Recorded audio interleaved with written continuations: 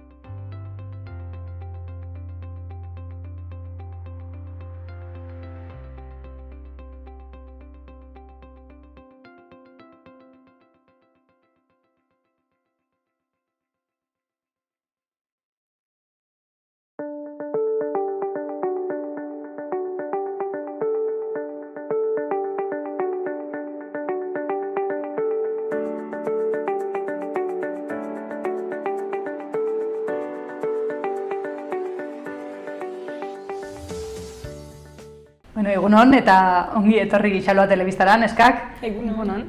Lehenbizi, mila esker gurekin egoteagatik, eta lehenbiziko eta behin eskatu behar dizuet zuen burua aurkezteko. Nortzu zarete? Ni Elena Klerxarriez, urruñarra naiz, urruñan sortu naiz, han bizi naiz txikidanik, eta musika erakaslea naiz. Eta ni Aiza González naiz, urruñako ere bai, eta matematika erakasle naiz. Eta gubiok bostasola taldekideak gira. Eta Alaitz Rezera, Audre Salaberri eta Eloi Salaberrirekin kantatzen dugu. Ederki. Lehenbiziko galdera ezin da bertze bat izan. Zergatik bostasola? Nondik dator? Taldea edo izena? Izena. Hasi ginen kantatzen beraz gu bostak batera astapenetik, eta ez genuen hola ideia berezirik atxemateko izen bat, eta orduan galetu genuen urruñako musikari eta artista bateri, Jean-Marc Alzuet, baina guk Xano deitzen duguna.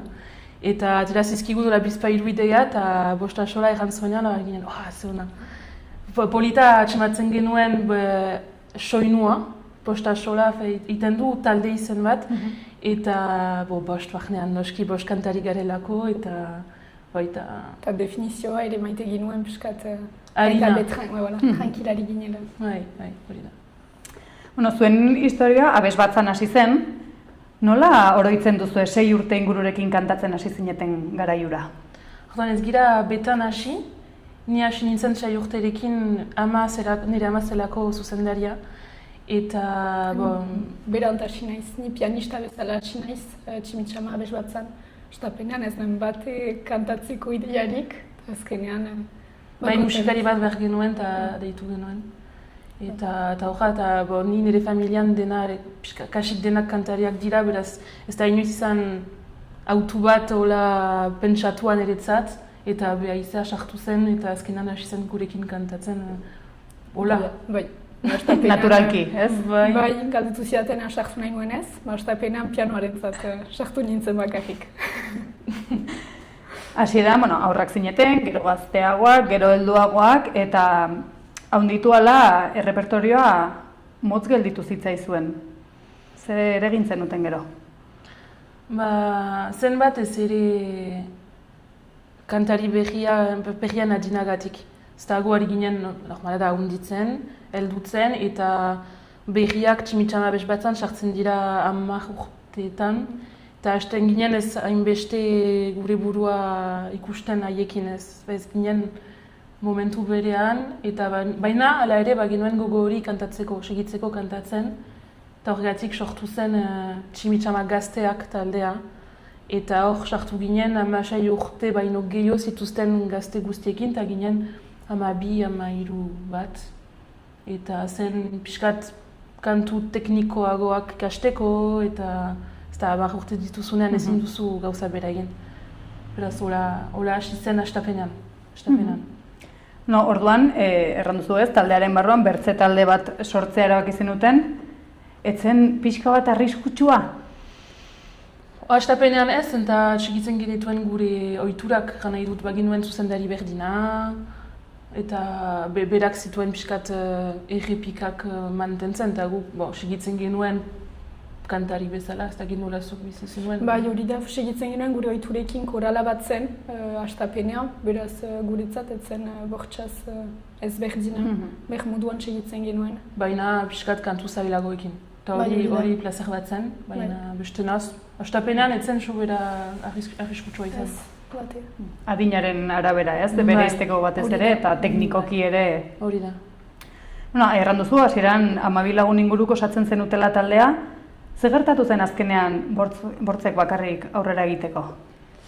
Ez ginituen denok lehentasunak guadibaz feini sartu naiz, nahiko gazte nintzen oraindik, kolegioan nintzen, kolegio bukaera edo lizuan, baina oraindik estudiatzen nuen eta beste batzuk lan munduan sartu ziren, beraz ez ginituen denok lehentasunak. Beraz, 2018an egan dugu, bakarrik hor larun batero izango direnak egoten dira, eta bostak aurkitu gira, eta esperientzia berri bat hasitugu, abentura berri bat. Ba, ez da, azkenean Tximitxama gazteak iraunt zuen iruzpala urte, eta ez genuen lortzen hainbeste kantu ikasten, eta beti falta ziren 3-4 eta taldea txikia denean, erran dut Amabiamairu ez da talde handia. Beraz, asko sentitzen genuen utxune hori eta ez ginean aintzinatzen, eta erran genuen, hor ez da martxan, ez da ibiltzen, beraz goazen hor izanen direnekin astero eta ginen 5. Beraz, izan da, ala ere galdera ikur bat, Bosnaka, uste ginen genuela abes batza, eta azkenean Bosnaka ezin duzu egin abes batza bera. Beraz, eta erran genuen, eta berba hor izan zen arriskutsoa. Hor bai. Hor bai beldurtua ginen pixkat. Eta erran genuen, saiatzen gira ikasten 2 kantu, 3 kantu eta ikusiko. Orduan, bortz gelditu zinetenean, ja ez zenuten zuzendaririk edo... Ez. Horrela baki genuen egitea zinez, zerbait ezberdina baina berba ere 5 ginelako. Eta hor, agarroa zen ematea norbait gura intzinean 5 garenean, etzen... Abes batza 5 pertsonekin ez da gehiago. Etzen gehiago abes batza beraz erren hor 5 gira, iten dugu zerbait garenekin eta ikusiko. Eta beraz ez, zuzendarik ebe. Bueno, 2018ko irailean, Bosta Xola benetan jaio zen. Gogoan duzue lehenbiziko entxegua eta ze sentitu zenuten? Lehen entxegoa nire horretzen da iztakitzu. Bai. Egan. Kanpoan ginen, gainera ez ginuen tokirik. Ez ginuen gelarik. Gainiteko, beraz, elkartu gira urruñan, kanpoan, eta ni justuki Bosta Xolarentzat bastu naiz gitarraraz, eta astapenean pianoarekin nintzen, ezan ginuen ez zela bate egisa pianoa kontzertuetara eramaitea. Bai, ez da alaia edo egiteko pixkat animazioa eta pianoa ez da hain egisa eta eramateko. Eta ailegatu gira, ni gitarrarekin, beste lauak, eta ze kantu ezagutzen dugu, eta gure lehen kantua lautelatu izan zen, ezagutzen bai genituen bi bertso ezberdin, eta entxeatu gira gure bertsoa sortzen bi bertso horrekin, eta hola hasi zen. Eta azkenean konturatu gira lortzen genuela Bosnaka kantatzen, eta zerbait ala ere interesgarria sortzen Bosnakaz, ez da batez ere egisa, denek ez dute ere gaitasuna kantatzeko polifonia dira nahi dut hauts ezberdinak eta guzi Bosnaka, ez da egisa abes batzan, bat duzu beti 3, 4, 5, 6 pertsona zurekin kantatzen, hor kantatzen dira pixkat bakarrik edo binaka. Eta azkenean konturatu gira egun hortan, berba zela, mehaina ez ginen segur. Eta kantatu genuen gero gure lehengo zuzendariaren aintzenean errateko zer diozu. Eta gantzen, ze ongi, ze oso polita. Eta ginen, azkenean ikusiko. Horren zuen intuizioak bazuen... Bai, sentitu genuen lehen egun hortan, nik bai, beren. Bai, gero. Horren duzu, hasieran ez zegoen zuzendaririk, boskote bezala, eta ez zenuten oso argi nola jarraitu, nola ikasten da talde izaten? Ez genekien, Ez. Lehen urtak zailak izan dira, zailak, jane dut, justuki ikasteko lan egiten, ez ginuen sobre elkarri ezagutzen ere ez, Ez gira utatu, ez ginen lagunak astapenetik ezagutzen ginen, baina ez zen lagun talde bat, ola... Ez astapenean ez. Justuki lagun taldea sortu da Gero. Musika taldeari esker. Beraz, astapenean zaila zen, elkarri ezagutu behar genuen ere bai. Eta azkenean... Bai, izan dira, hola, gora berak, adosteko, bakotxak zuen pixkat bere idea zer bide hartu behar genuen eta... Eta nola lan egin ere bai. Nola lan egin. Nahiko fite lortu dugu elkarrekin lan egiten, eta Bostak nahiko seriosak gira, eta horretzat elkarri ikusten dugularik da zinez kantatzeko, nahiz eta lagunak izan ondoan badakigu lan egin behar dela momentu horietan, eta... Eta plaza hartzen dugu lan egiten horregatik. Eta horregatik ongi pasatzen da, eta aintzinatzen gira untsa. Bai. No, gainera, kantuak zuek aukeratzen dituzue eta moldaketak ere zuek egiten dituzue. Taldean bortz lagun izan da, erresa da, ados jartzen edo... Pentsatu behar da, lehen, eta orain zinez erresa da niri duriko. Bai, orain bai. Baina, ez dakit, ez sobera horretzen. Astapenean ez zenean erresa, gainera badira estilo desberdinak ditugu Bostak musikak maite. Eta gaur egun ere batzutan proposatzen ditugu kantu batzuk. Ez giren Bostak ados, beraz ez ditugu iten, edo entxatzen ditugu eta ikusten dugu azkenean gauza hon bat sortu dugun edo ez. Saiatzen gira beti egiten bide bat bestearen gana ere. Izan dira gora beherak, baditugu denek nortasun aski azkarrak ala ere, bosten artean. Eta beraz ikasi dugu ere batzutan egitea pixkat kalmatu eta nik hori ez nuen pentsatzen, baina saia dezagun eta ikusiko eta pitaka ez dela ere orain bada 8 urte kantatzen dugula elkarrekin, beraz erran nahi du lortu dugula oreka bat atxematen. Eta orain bikaina da, orain biziki ongi elkarritz egiten dugu, dena aipatzen dugu eta balin badira arazoak aipatzen ditugu eta egeski iten da. Orain hitz egitez. Sanoa bilakatu da, momentu batez zaila izan zen eta orain. Hori da. Eta ikusten dut adostasunera orain ongi iristen zaretela, zerk sortzen du eztabaida gehien taldean? Ez dakit, kontzertu bat noiz egin, non egin, kafea edan edo ez, deskantsua noiz egin? Pentsatzen du dela batzutan kontzertu batzutan batek egan nahi du kontzertu hori ez dugu. Badugu xantza hori ez dugu gehiago inor deitzen kontzertuak egiteko jendeak deitzen gaitu. Hori da xantza zinez haundia, talde askoak hori nahiko lukete eta guk badugu xantza hori. Eta orduan baditugu autuak eta batzutan aste batean baditugu 4-5 kontzertu eta batek janen du niretzat hori gehiagi da. Eta berba beste batek nahi ditu kontzertu guztiak egin. Berba hor sortzen dira eztabaida batzu, baina ez dira lagiak. Baina eztabaidak hor sortzen dira pixkat. Eta hala ere orokorrean nahiko ados gira horrekin ere bai. Orain badakigu bakotxarentzat zer den garrantzitsua bere bizian. Ez ditugu denek lehentasun berdinak. Eta orain badakigu bakotxak, behar berak hori balin badu ez da kontzerturik izanen.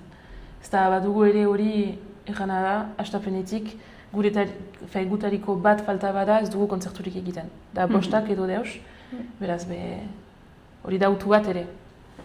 Orban lagun taldea izateak ere hortan laguntzen du, ez elkarra ezagutu eta... Eta ulertu ere, batentzat hori garrantzitsua da berezat, beraz nahiz eta batzutan ni ez izan ados, ez da nire bizia da berea, beraz. Zuen berezitasunetako bat da, dena ahoz lantzen duzuela, ez duzu ez idazten.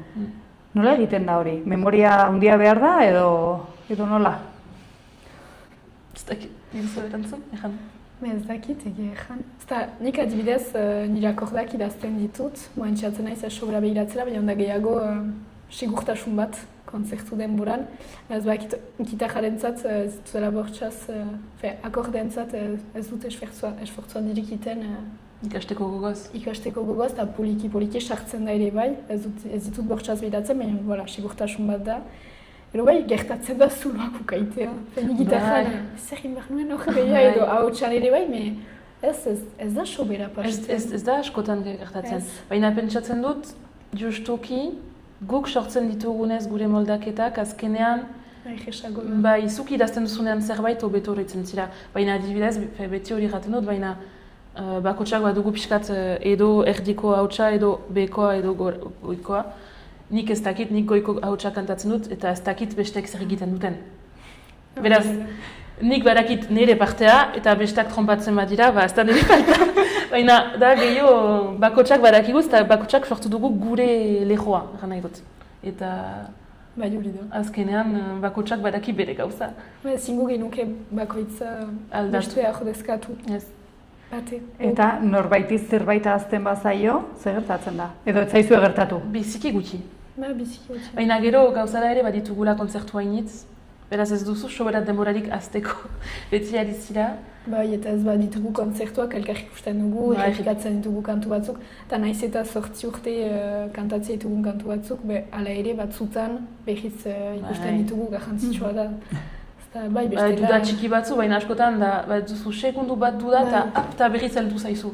Adibidez errepikatzerakoan iten dugu bakarrik lehen kopla eta hori zen. Badugu. Baina nire ustez da idazten dugulako guk. Seguraz. Eta ikasten zularik beste norbaiten idazkera beste indar bat eman. Zuen errepertorioa euskal kantagintzari lotua dago, baina aldi berean zerbait modernoagoa eskaintzen duzue. Nola definituko zenukete zuen estiloa? Definitzerik baldin badago. Ez dugu inoiz eman hitz berezirik, baina konturatzen gira orain gure motako talde asko ez dugula topatzen. Beraz ez dakit nola definitzen aldugun, baina dira kantaldi motako emanaldiak, kantaldia. Da gehiago kantua ala ere jendeak entzuteko edo gurekin kantatzeko. Gero guretzat garrantzitsua da egitea kasik euskara bakarrik kantuetan. Hori nortzen ditugu ere kantu batzu maite ditugunak beste hizkuntzetan, baina gehienez euskaraz. Eta ere maite dugu ere izatea emazte talde bat. Baina ez dakit emazte talde kantaldi euskal. Olako zerbait. Denak zakuan sartu eta ateratzen dena. Ez dakit nola... Ez dugu estilo partikularrik. Ez da utatzerakoan gure kantuak ere bai nahiko ezberdinak dira beraien artean. Ez dugu mota bat Da gehiago partikularki. gure kantatzeko manerak sortzen du gure estiloa. Baina estilo hori zer den, ez dugu eman izenik, ez dakigu. Bueno, jakin nahi duenak ez badu ezagutzen joan dadila kontzertu batera. Bai, hori da. Tradizioa eta modernitatea elkartzea ez da erraza izaten. Zuek nola aukeratzen duzu zer mantendu, zer berritu? Da gehiago, zerk plazer jamatzen gaituen. Ez dugu oso bera pentsatzen, eman behar dugu hori modernoago eta hori. Da, askotan maite duzularik kantu bat, bada jazoi bat. Horregatik asko maite dugu, eta askotan galetzen gaitu jendeak zergatik ez dituzu idazten zuen kantuak. Baina guk bat dugu zinez plazer handi bat hartzea kantuak jananik edo zagunak edo euskal kantu zaharrak eta berriz deskubritzea idazkera politoiek eta gero gure moldera kantatzera. Eta ez dakit. Eta zer bilatzen duzu kantu bat berri interpretatze horretan edo moldatze horretan zer bilatzen duzu? Justuki plazer hartzea, behia hasteko. Eta gero beti ari gira bilatzen evoluzio bat. Bai hautsetan, bai gitarran entzatzen gira ez musika guztian gauza berdin aitea. Zuri guk plazer hartzeko ere bai, ez luzea atxemateko eta justuki publikoak ez espartzeko ere bai. Hori zinez gure lanaren oinarria da. Bai, kantu batek balin baditu ez dakit lau kopla. Nire ustez ez dugu inoiz eginen lau kopla berdin. Behar dugu beti edo zerbait gehitu edo zerbait aldatu edo gitarra gelditu eta berriz hasi edo pixkat fiteago, hirugarren kopla eta olakoak. Eta ematen digu guri ere ez dakit zerbait sigitzeko eta jendeari ere beti zerbait gertatzen da, ez da deus haundia, baina bestenaz... Fizita bestela, badira kantu batzuk nun fita aspertzen algaren... Edo gu edo publikoa. Eta gu aspertzen bagira publikoa aspertuko da. Sentitzen du. Zuen taldean, gazteak eta emakumezkoak zarete, horrek zerbait berezia ematen dio zuen musikari edo zuen estenaren izaerari? Orain denak emakumeak dira. Bai, denak emazteak dira, bostak. Gero, niretzat garrantzitsua da. Ez dakit sobera beste probintzietan, baina Lapurdin, dira kantaldi talde asko, baina denak dira gizonezkoak, denak. Eta ez da lekurik emazteentzat estilo hortan.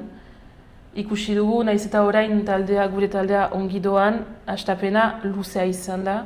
Konparatzen badugu gure adin bereko eta estilo bereko gizon batzuei. Haientzat, segidan bikain pasara, gonbidatuak dira denetarak, eta gu ez, hastapena. Orain, bikain goaz eta guzi eta ez da arazorik, baina sentitu dugu, nik beti erraten dut, sentitu dugula ezberdintasun bat emazteak izateagatik. Asko entzuten da, ez dakit hemen berdina den, baina Lapurdin asko entzuten da gizonek bat dituztela ahots ederragoak emazteak baino.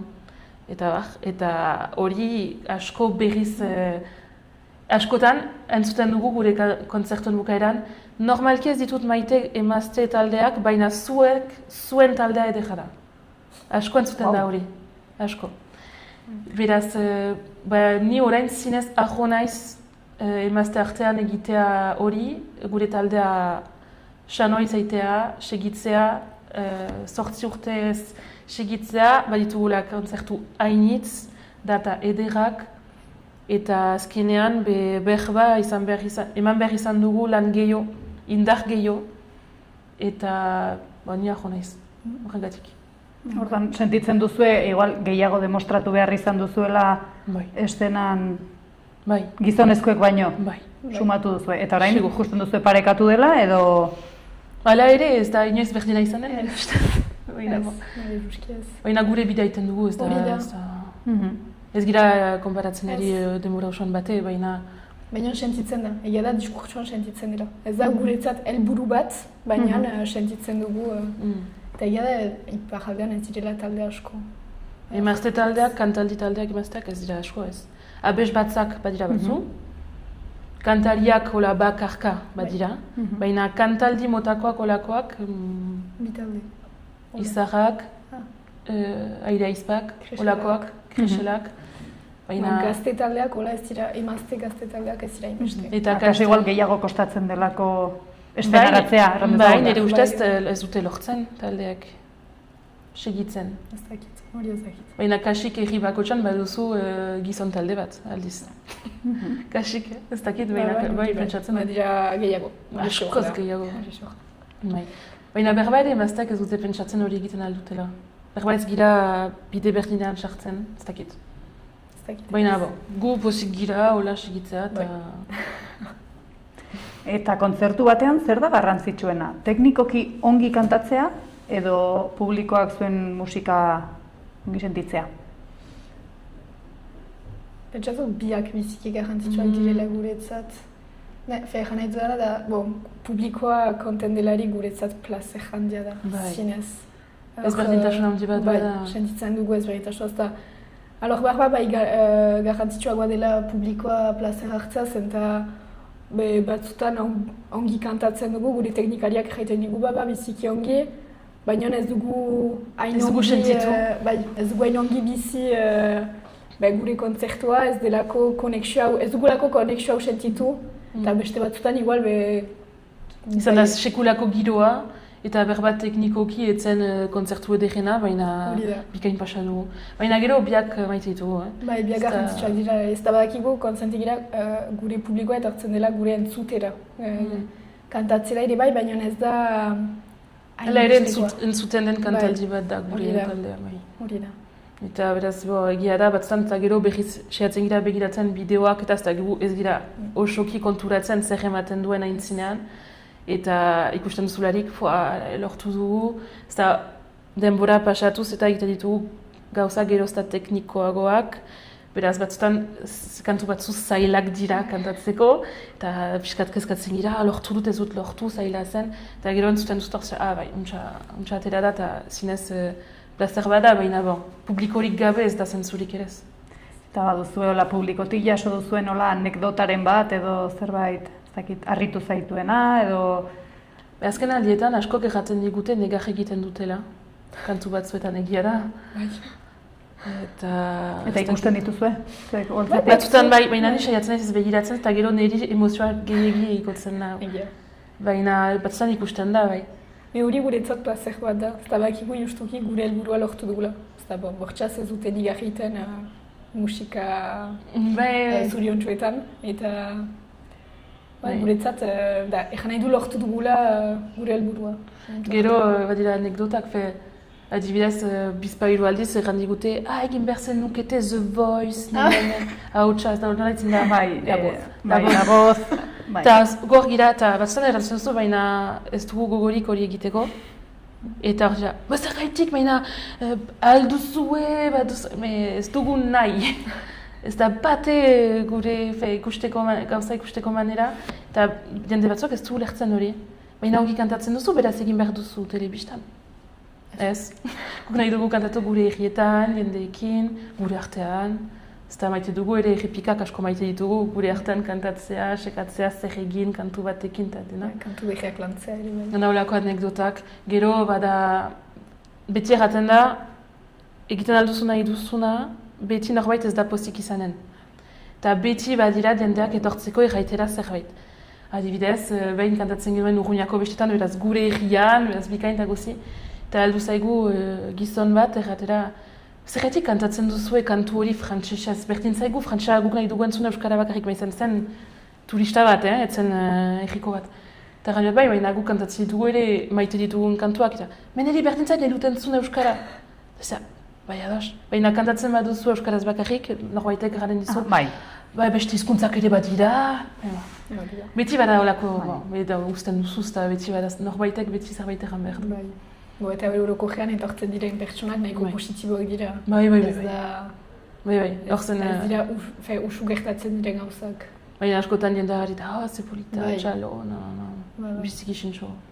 Eta ze sentitzen daula jendea pozik eta unkituta ikusten duzuenean? Plazer bat da. Bai. Zentzua ematen du ere egiten dugunari.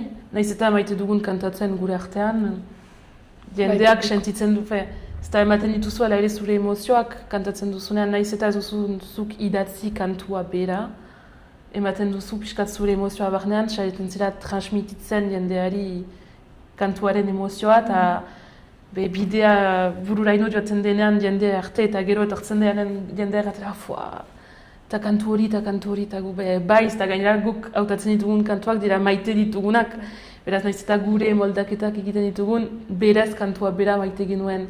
Eta jendea, ze kantu ederra, eta bai, mila esker, baina txalo Xabier Lete, txalo Mikel Laboa, txalo jaeran nahi dut. Bueno, zuek zuen puntua ematen diozuen. Noski, bai, baina. Taldearen hasieratik gutxira COVID pandemia iritsi zen, eta pentsatzen dut momentu zailak izango zirela, nola bizi izan zenuten hori? Hastapenean, zaila izan da, nahi ninduen ejepikak egin. Ala ere. Edo errespetatu gabe, edo nahi ninduen, batzuek nahi zuten entxatu, bideoz, bai. Bideo deiak egin edo. Hori ez da pusi. Ez zen posible, bagenekien, ala ere nahi nuen entxatu, segur izaiteko nahiz eta bagenekien ez zela posible. Eta bera entxatzen ginuen soluzio bat atxematen elkarrekin. Azkenean ikusi ginen, bai, denak urruñarrak gira, beraz, fite, etxean ikusi ginen, ez dakit bizpeilu ikusi ginen. Ez da azkenean, Bazten duten beharra. Bai, ez da ari ginen, aski fite ongi ibili da taldea. Hasi ginen, beraz, 2018 bukaeran, beraz, 2019 hastapenean.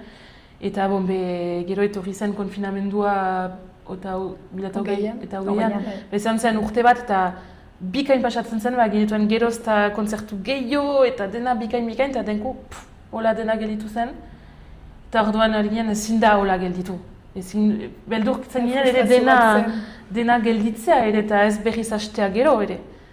Beraz, gure konten ginen hastapena zen, gaur egun ere konten gira, baina bazen ekstazio hori gara ginuen elkarrik ikusi eta intzinatu eta kantu berriak landu.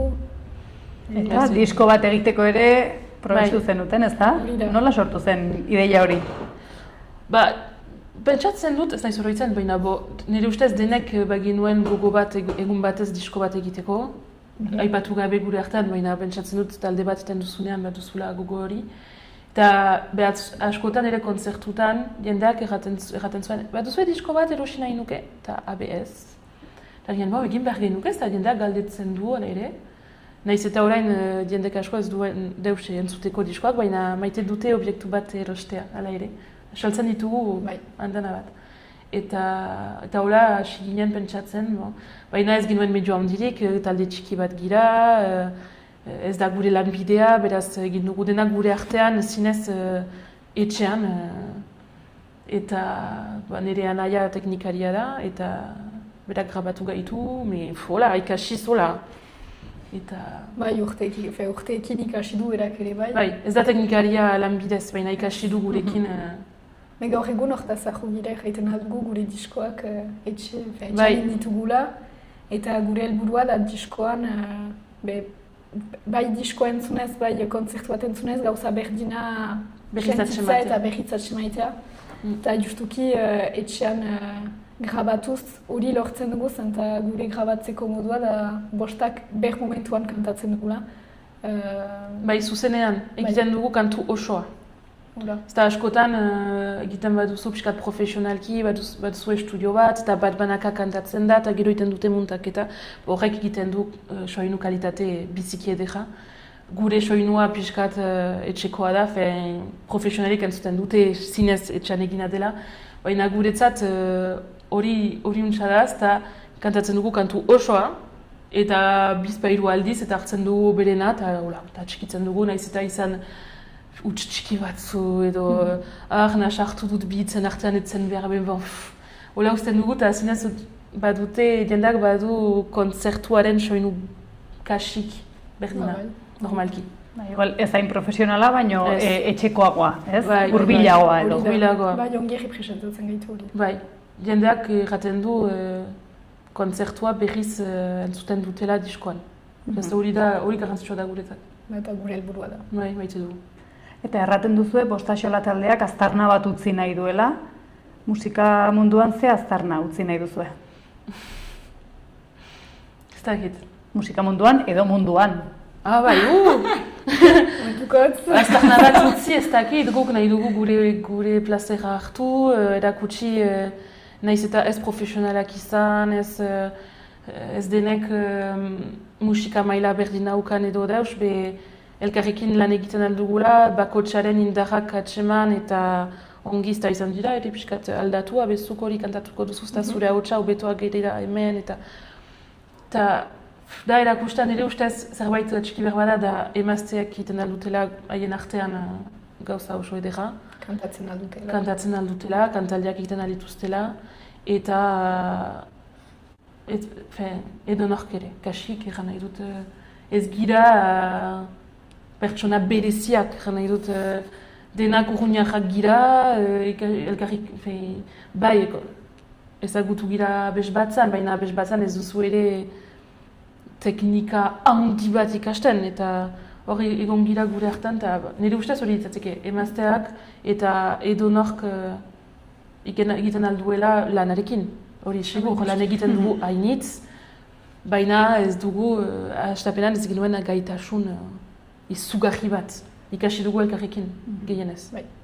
Eta gaur egun nola dago taldea? Ezin hobeto, uste dut. Uste dut, ari garela egiten gure urte ederrena, aurten. Eta, bikain, dena erlazioen mailan, erresago hitz egiten dugu elkarrekin. Lan egiteko moduan, izan ditugu kontzertu hainitz aurten. Eta onak, eta ederrak, bai, leku berriak. Hori da, nahiko urrun gangira kantatzera, bai. Toki berrietara, eta zinez, uda untan, uda hau biziki ona izan da guretzat. Bai, urte oso ederra momentuz. Eta ala jarrai dezala ez da. Bai. Eta etorkizunera begira baduzue helbururik edo talde bezala? Hora segitu, gero laizter. Heldu zaizkigu gure 10 urteak, pitaka. Beraz, momentuz ez dugu deus erranen, baina baditugu pixkat idei batzu nola ospatu gure 10 urteak, ez da ere, ez da, ikusten dugu askea jarroa dela ere taldeak hain luzaz segitzea, nahi dut, hola talde txikietan, nahi dut erriko taldeetan, ez da gero noski beste taldeak profesional. Eta hain gazte izan ez. Eta hain gazte, ez da, zemat urte zituen Eloizek, amasai, estapenean? Amabost, amasai. Biziki gazteak ginen estapenean. Orain, geroztak gutxiago, baina... Gazte. Bai. Baina 10 urte ospatzea hori badugu ere buruan, baditugu idei batzu nola ospatu hori, baina momentuz egoten da piskat gure artean ez da egina. Baina berba hori etorkizunari begira badugu hori ala ere buruan, nahiz eta oraindik 2 urte egon fite pasten dira. Eta horra ez... Hola segi. Proiektu, justukiz beste disko batzuk atera, gure ritmoa segitu. Ongi pasa, leku berrietan kantatu. Eta orain galdera serioa. 5 lagunen artean, zenbat axola zaizue 5 axola? 0 axola, 5 axola, asko axola? Dependitzen du nire ustez. Bakotsak bat dugu dakit zer diozun. Hala ere, orokorrean gehiago ama jasola. Mega jantzitsua da guretza. Bai, medienentzat oso garrantzitsua da. 8 urteren buruan denako gore bali. Eta bertaldea izaiteko da, zinez lehentasun bat dela orokorrean, gero batzutan bai beste gauzak bat dira, baina... Bai, batzuentzat da lehentasuna, batzuentzat da bi... Egoeraren arabera, ez? Bai. Baina egia da, taldeak segitzen duela ere denek serio eskartzen dugulerako. Beste naz ezin da. Bada lana hor. Bai. Zinez. Plazerarekin baina lana, bai. Beti. Eta ja bukatzen joateko, etorkizunera begira, non ikusten duzue bost axola hemendik urte batzuetara, zakita, 10. urte hurrena pasata akaso? Eta zerrango zeniokete zuen musika oraindik ezagutzen ez duen gure ikusentzule bati? Zaila da. Nik espero dut taldeak badituela oraindik urteak. Gero ez dakigu oraindik gu bosten artean inork ez du aurrik, inork denek oraintxe bukatu dituzte bik ikasketak eta hasten dute lan berri bat orain. Ez dakizu soberan nun bukatzen alduzun, lanak nun... Beraz beti badak kezka txiki hori, berba gure bizia sobera aldatuko dela eta ez dugula auturik izanen gelditzeko. Hori niretzat kezka bat da, nire ustez denentzat, baina espero dugu hola segitzea. Momentukotz aldaketak izan dira bortxaz 8 urteetan, baina ongi... Bai, bakotxak saiatu du altzuena egiten taldea mantentzeko. Ba ez da estudioentzat eta guzti joan behar izan dugu, ikasketentzat. Eta ala ere lortu dugu elkar ikusten, bederen bi aldiz hilabetean, nahiz eta ez hainbeste ikusi. Beden errepika on bat luzea hilabetean, zinez eta batzu joan dira Périgueux, ni Poitiers, Bordale. Zaila zen, denak elkartzeko urruñan gero, eta baina lortu dugu.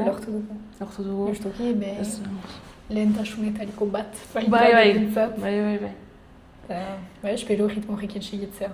Nahiz eta beste gauza batzuk gertatu gure bizietan, hori bortxaz gertatuko dira, mugituko gira eta aurrako gauzak, baina nahiz eta gauza behiak gertatu, ritmo horrekin segitzea espero dugu. Bai, espero dugu. Eta nola animatuko zenituzkete gure ikusentzuleak zuen kontzertu batera edo zuen musika deitzera? Zaila da hori, ez dugu inoiz hori ez dakit. Da lagun arteko musika, euskal kantuak pixkat argitan emaiteko, nahiz eta ez den gure beharrik, baina da gure plazera hori egitea. Eta gure plazera transmititzea ere bai. Bai, eta ez dakit polifonia, ere, jendeak maite badu ahots musika pixkat komplexua ez gira ere, ez dakit zer baina. Hala ere pixkat teknikoa da, maite badu jendeak entzutea pixkat ahots moldak eta bereziak. Ez sobera, ez dugu inor segitzen, egan nahi dut egiten dugu, zinez gure burutik ateratzen dena, beraz asko egan nahi izan zait. Berba kantuetan bertan ez da estilo berezi bat, baina zuen kantatzeko moldea berezia da. Eta ikusten dugu, gure kantatzeko moldea ez dela adibidez Gipuzkoan kantatzen den bezala edo Siberuan kantatzen bezala. Kantatzen ditugu bizpairu kantu siberutar eta ez da bate soinu berdina bukaeran azkenean. Beraz da berba balimada kuriositate hori entzuteko Lapurdin nola kantatzen alden eta Bosta Axola taldeak nola kantatzen duen. Badugu estilo bat, baina da nire ustez gure ahotsengatik eta gure moldaket. Komplizitatea ere. Bai, ere nola kantatzen dugun elkarrekin. Bakotxak badu bere tokia, ez dakit. Zaila da. Eta segitzen dugu ere, guretzat garrantzitsua da ematea ala ere ahotsak lehentasunean. Eta badugu gitarra alaitzeko, emateko irritmoa, pixkat apaintzeko, baina batzutan jendeak raten du, ematen aldiz dituzue perkusio txikiak, edo ez dakit agorrian bai algenuke, baina ez da gure nahia. Gure nahia da ematea ahotsa lehenik, lehen planoan, eta gitarra animatzeko eta baintzeko. Eta berba hori jendeak jakitea dela ahots talde batez ere. Gero ez dakit. Eta emazteak eta lagunak. Bueno, mezu horrekin bukatuko dugu, mila esker neskak gurekin egoteagatik. Mila esker gomendatzeagatik. Hortxe mezua gure ikusentzulentzat, ea hemendik urte batzutara ere holtzan segitzen duzuen, eta emakumezko gehiago ere ikusten ditugun. Bai. Mila esker. Ireki zeure negozioa martxan dagoen baten abantailekin. Negozio bat ireki nahi duten pertsonak eta bere esku aldatu nahi dutenak elkartzen ditugu. Laboral Kutxa.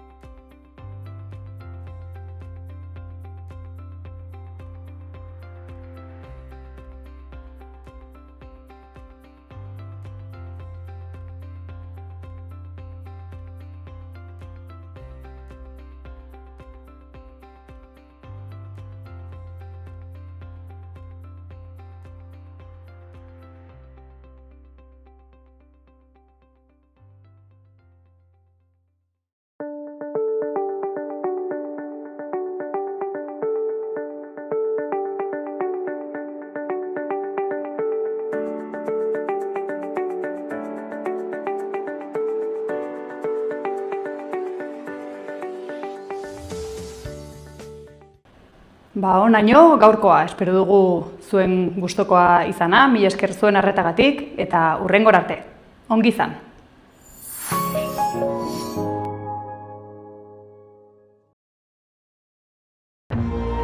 Gobierno de Navarra. Nafarroako gobernua.